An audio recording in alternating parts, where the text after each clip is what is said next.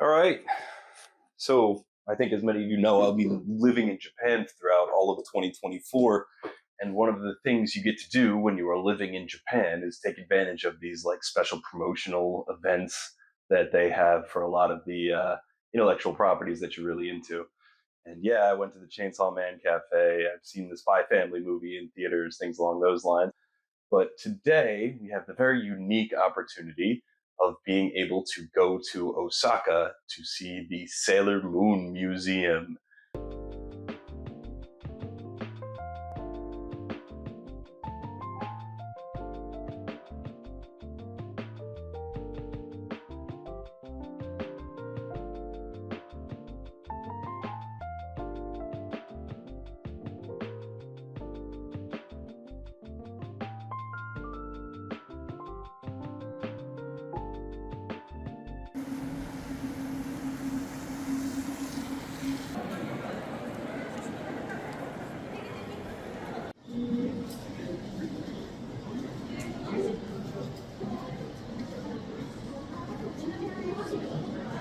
We're going to go over my initial thoughts.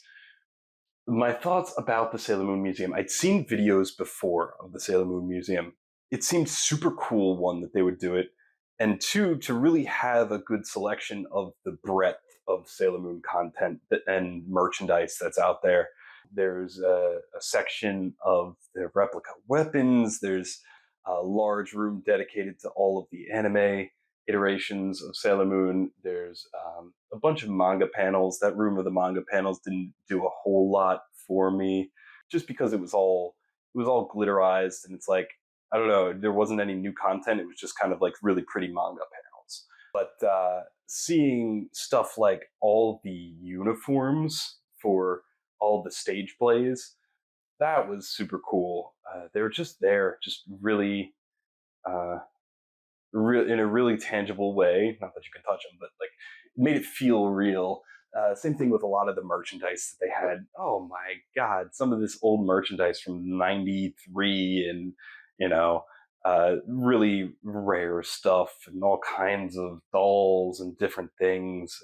Promotional material for the super special with Haruka and Michiru, and the other one with Chibiusa, and it's like, just the level of rarity of the stuff they had was really on point and really neat in so many ways. And they also had things like all the covers, every cover of Nakayoshi magazine that where Sailor Moon was serialized, promotional material, Nakayoshi magazine calendar, and it's a shojo magazine, so you're seeing like Hime-chan's ribbon and other, Cardcaptor Sakura starts in, by '97. So there's all this like contemporary magical girl stuff that's really cool. Then they had a bunch of Takeuchi artwork, and that was part couldn't film that stuff, but it's a lot of what you would find in the art books. They also had the art books for sale. Um, just these prints of her artwork. Would I assume they were originals? Because I don't know, like replica just of her artwork. I don't, didn't do a whole lot for me because I'd seen most of these already before. So I don't know. It's just stuff from the art books and DVD covers and all kinds of things that were done for additional magazine spots and advertisements. And I think I was most taken in by the anime room because it just this lovely spread of different moments, screenshots, production materials, seitei, which is the character sheets, character reference art, background art, yeah, like animation design reference for the original '90s Sailor Moon anime, that type of stuff, and of course the storyboards too. They had a couple good selections of famous storyboards. Um, that gets me going. That's the stuff that I appreciate. Uh, I was worried that it would feel overly reverent towards Crystal, or like being an advertisement for now Cosmos, I guess. But no, it was really spoke a lot to the entire breadth of Sailor Moon. I don't think it had much for Pretty Guardian Sailor Moon there, but overall, it felt like just the warm embrace of a fandom and caring about the fandom in that way. The merch for sale, I wouldn't say it was the biggest variety, but it was some pretty cool stuff. I didn't. I wanted to buy the Sailor Moon shirts, $40 or something equivalent, or $35, something like that. Whew, way too expensive. But I will go over what we did get. Merch section. We got some beans.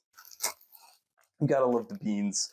I think this is going to be a gift for some of my IRL Sailor Moon friends. I love the Sailor Moon bean. I think this is beautiful. It's about $20. Check this out. We've got we found this in a secondhand store. Yeah, a Ray from the, what is that? The R Beach episode. I think that's the R Beach episode swimsuit. Are you kidding me? I'm there for it. Beautiful.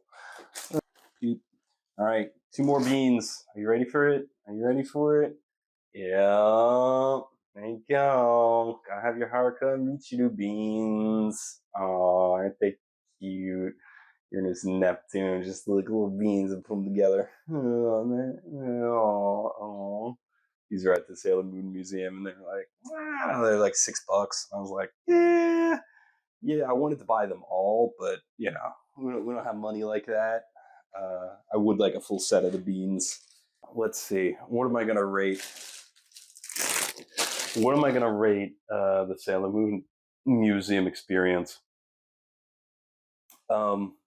It was exactly what I expected. It was awesome to be there with the other fans too. Shout outs to Carmen from Germany. Fantastic experience, just walking through and getting all these waves of nostalgia, just seeing all the incredible Sailor Moon merchandise that was available, and even the modern merch as well. I would probably rate 7 out of 10 overall for a museum experience. Uh, I would have wanted more specific stuff for the anime creation materials, but I understand it's a large franchise, a large IP. You have to give time to different parts, and they certainly did. And it was really cool to see all this stuff. Yeah, highly recommend if you are in Japan this year, head on over to the Sailor Moon Museum. It is worth the price of admission, certainly.